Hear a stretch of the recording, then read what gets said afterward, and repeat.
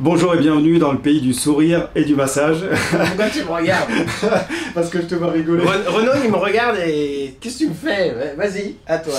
Ok. Et c'est Bon, tout. faut que j'arrête de te regarder. Bon.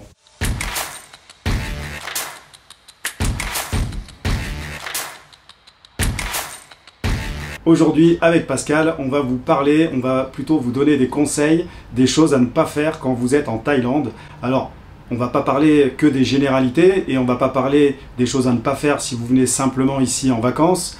On va plutôt parler des choses à ne pas faire si vous voulez rester pour vivre en Thaïlande et bien pour avoir une expatriation une aventure en fait qui ne s'arrête pas au bout de quelques mois, voire au bout d'un an. J'apparais les amis. Bonjour les amis. Donc avec Renaud, ouais, aujourd'hui on voulait... pourquoi je dis ouais. Oui, aujourd'hui avec Renaud, on va vous décrypter un petit peu. Il y a plusieurs années en arrière, j'avais fait une vidéo avec un YouTuber sur tout ce qu'on ne pouvait pas faire en Thaïlande. Ça avait très bien marché. Et comme ça avait très bien marché, c'était très informatif, il l'a supprimé. Donc avec Renaud, on vient de créer la chaîne Réussir en Thaïlande. Donc on va vous ressortir tous ces points. On va les énumérer avec vous. Et Renaud, quel est le premier point que tu verrais toi?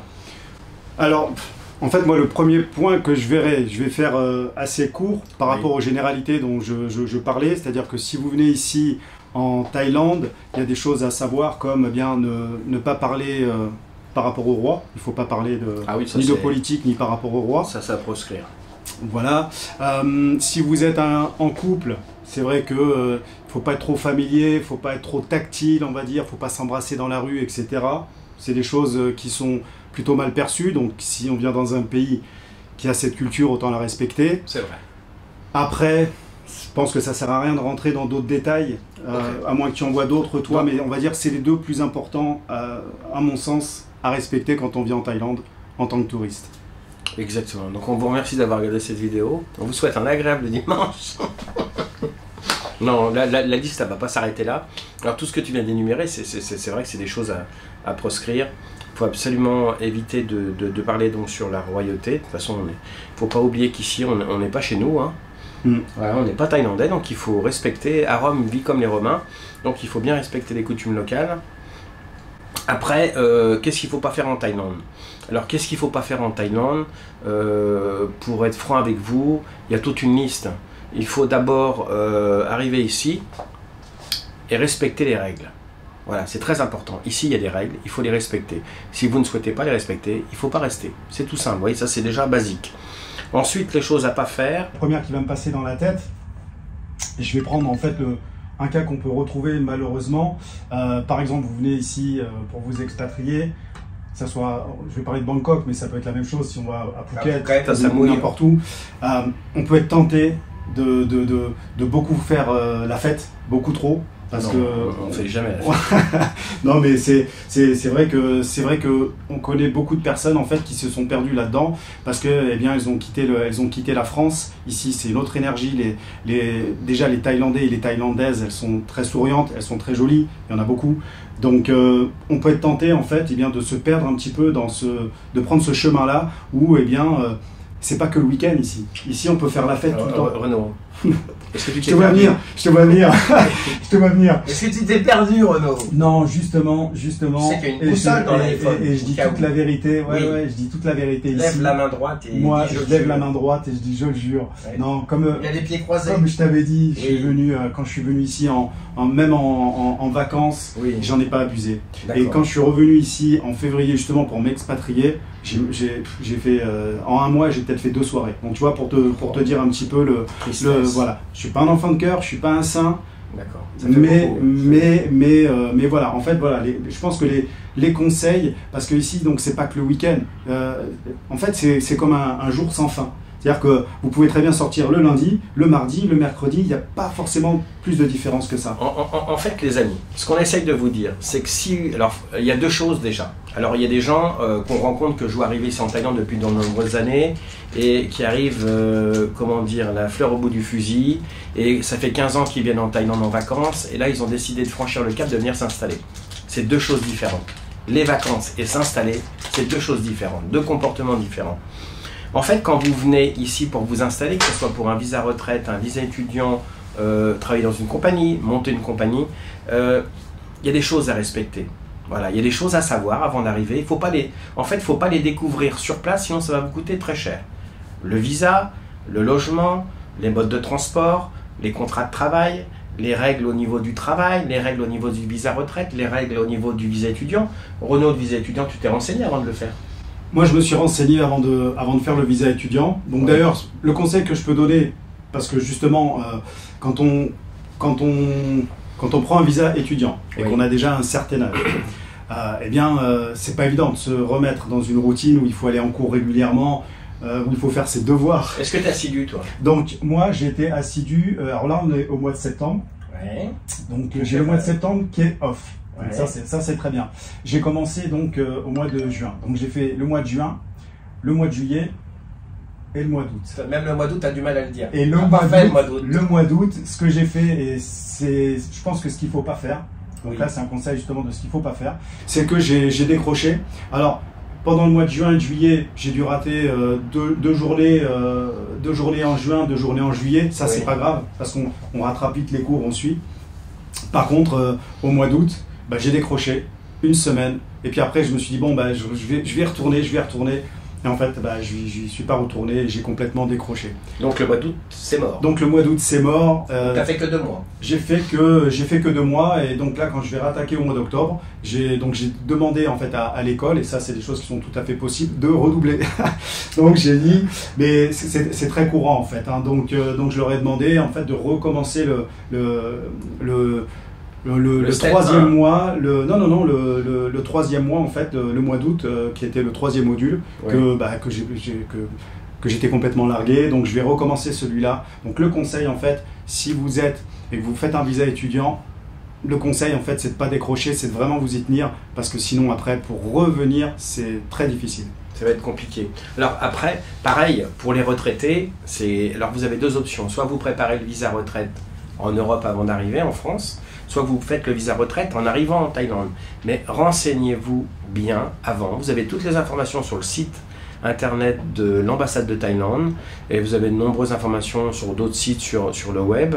Donc renseignez-vous bien. N'arrivez pas ici en vous disant « Oh, ça va bien se passer ». Non, il faut bien vous renseigner. Voilà, il faut tout bien clôturer. Après, il y a un autre profil, ce sont les gens qui arrivent ici pour monter des business. Alors, excuse-moi Pascal, juste, je vais une petite coupure par rapport au visa retraite. Ouais. En fait, je fais un petit clin d'œil à un abonné.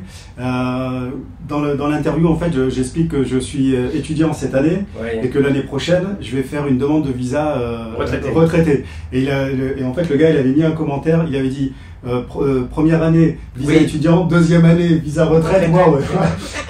La fast line, en fait. Ouais, c'est ça. Donc voilà, un petit clin d'œil à lui. Donc les amis, on revient sur les sociétés.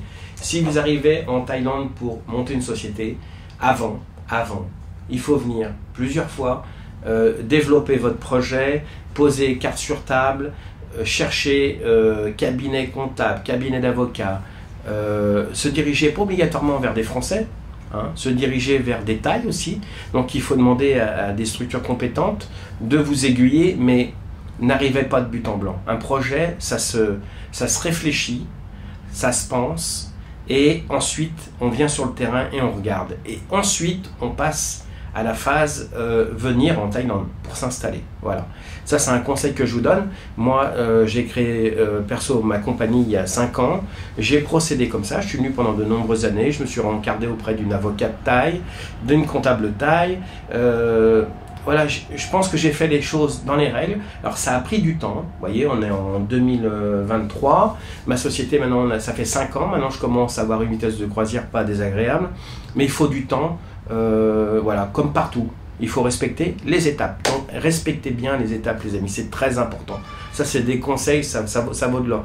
Respectez bien les étapes, très très important. Renaud. Non, mais ouais, je suis entièrement d'accord avec ce que tu dis, parce que des fois on entend des personnes qui disent non mais c'est bon, je vais me débrouiller parce que je connais quelqu'un qui peut m'arranger pour avoir, pour faire de la bidouille en fait. Et bien, alors oui, ça peut marcher quelques mois et après ça. La bidouille, les amis, ça marche à court terme et ça va vous coûter très cher. Voilà. Donc il faut faire les choses correctement. Alors des fois c'est un petit peu chiant. mais il faut faire les choses correctement et dans l'ordre si vous voulez que ça fonctionne. Le problème en Thaïlande, c'est qu'il y a toujours un raccourci qui est proposé par des gens plus ou moins délicats, plus ou moins intéressés. Donc, il y a toujours ce rapport de toujours vouloir aller vite, aller vite, aller vite. Et il y a un proverbe qui dit, africain, que j'ai entendu, une pensée pour Christian, qui dit « En Europe, vous avez la montre, et ici en Thaïlande, on a le temps. » Donc, il faut bien penser à ça. Il faut bien... Le timing, très important, vous enflammez pas. Et quand vous arrivez ici, pour monter, pour créer un business, pour reprendre une affaire, prenez bien votre temps, ne courez pas à 200 km/h, posez-vous, rencardez-vous auprès de gens compétents. Alors je sais que ça ne court pas les rues, je suis honnête avec vous, hein, il n'y en a pas 200 000, il y en a beaucoup qui se prétendent très compétents, mais malheureusement, ils ne sont pas légion ici. J'en ai fait l'expérience, hein, je me suis débrouillé quasiment tout seul. Voilà, j'ai eu la chance de tomber sur une ou deux personnes qui m'ont vraiment aidé, mais le reste, c'est plutôt des savonnettes. Voilà, pour être clair avec vous. Là, on est vraiment transparent. Les raccourcis, ça paraît sympa au début, mais ça va coûter très cher au final. Donc, prenez bien votre temps. Alors, il y a ceux qui ont la chance d'être retraités, donc pour eux, bah, c'est une simple formalité. Il y a juste un visa à obtenir, c'est un petit peu d'administratif. Oui. Mais si vous venez, comme tu dis, pour créer un business, là c'est complètement une autre démarche. Oui, c'est une autre démarche. Donc voilà, ça c'est des bons conseils. Donc là on est dans la partie pro, dans la partie perso. Les choses à éviter, c'est de se laisser entraîner par le mouvement d'une grande ville en fait, des facilités d'une grande ville. En fait, quand tu arrives en Thaïlande, il faut se fixer des règles. Si tu as vraiment envie de rester en Thaïlande, il faut vraiment se fixer des règles. Sinon, c'est tous les soirs la fête. Parce que ici, c'est partout le soir. C'est tentant, évidemment. Alors, la bonne phrase, c'est un non a plus de valeur qu'un oui. Il faut savoir dire non ici. Et si vous savez dire non, eh ben, je pense que c'est peut-être la clé pour rester en Thaïlande. Voilà. Tout est dans cette phrase, en fait. Il faut savoir dire non. Voilà. Mais ça, c'est compliqué quand on arrive parce que les tentations sont tellement énormes. Mais tellement énormes. Vous êtes tellement sollicité dans tous les niveaux que c'est dur de dire non, parce qu'on arrive d'un autre environnement avec d'autres gens, et là, il y a tout qui va bien, le soleil, l'ambiance. Les jolies femmes, il faut le dire aussi. Les jolies femmes pour certains, les jolis hommes pour d'autres. Donc tout ça mélangé, ça donne un cocktail. Si vous êtes un petit peu fragile et que vous ne savez pas bien dire non, ça va être très compliqué, et le résultat, au final, eh ben, ça peut vite tourner court. Voilà. Donc moi de mon expérience, j'en vois beaucoup qui arrivent et j'en vois beaucoup qui repartent. Parce que malheureusement, ils viennent avec des idées qui sont peut-être pas forcément les bonnes. Ils arrivent avec des certitudes qui sont pas forcément les bonnes. Ils arrivent avec un budget qui est pas forcément le bon. Avec plein de choses qui sont pas... ça n'a pas été travaillé en fait. Justement, les choses peut-être à ne pas faire non plus, c'est arriver avec un budget trop limité. Si on peut se laisser du temps pour après gagner de l'argent. Si on peut faire une parenthèse, enfin moi je suis pas venu en Thaïlande pour vivre avec 500 € par mois. Si je m'expatrie, c'est pour gagner de l'argent, c'est pour avoir un projet. Quand je vois des vidéos, on dit on vit avec 200 ou 300 € par mois en Thaïlande. Excuse-moi, mais il faut rester en France. Il ne faut pas venir en Thaïlande. Oui, ça sert à rien parce que en fait c'est quoi l'intérêt? Si tous les gens trouvaient des combines pour pas galérer. Non, mais c'est ça. Alors que si on vient ici à Bangkok, justement dans la capitale, c'est pour profiter aussi de ce que cette ville a à offrir. Et elle a à offrir une multitude de choses. Et en même temps, on est à Bangkok, mais il y a aussi, on peut partir en week-end, on peut aller à Pattaya, on peut aller à Hua Hin, on peut prendre l'avion, on peut aller à Koh Samui, on peut aller à Phuket. Il y a plein de choses à faire. Si c'est venir ici pour avoir un budget limité, alors ça ne veut pas dire qu'il faut tout dépenser et qu'il faut rester raisonnable, mais voilà, en tout cas, bien considérer son budget pour le temps qu'on a à rester sans avoir de rentrée d'argent avant de démarrer un business ou avant de trouver un travail en fait. Il faut anticiper. Quand tu t'expatries, il faut anticiper. Il y a plein de choses ici qui sont anticipées. Moi je vois des gens qui retournent en France parce qu'ils n'ont pas anticipé des trucs basiques comme une assurance. Voilà, ils n'ont pas d'assurance. Et le jour où il y a quelque chose, il y a problème. Et là, il y a rapatriement. Et rapatriement, pas forcément dans les bonnes conditions, parce qu'il n'y a pas d'assurance. Donc, ça devient compliqué. Il faut tout anticiper. Il ne faut pas hésiter à poser des questions.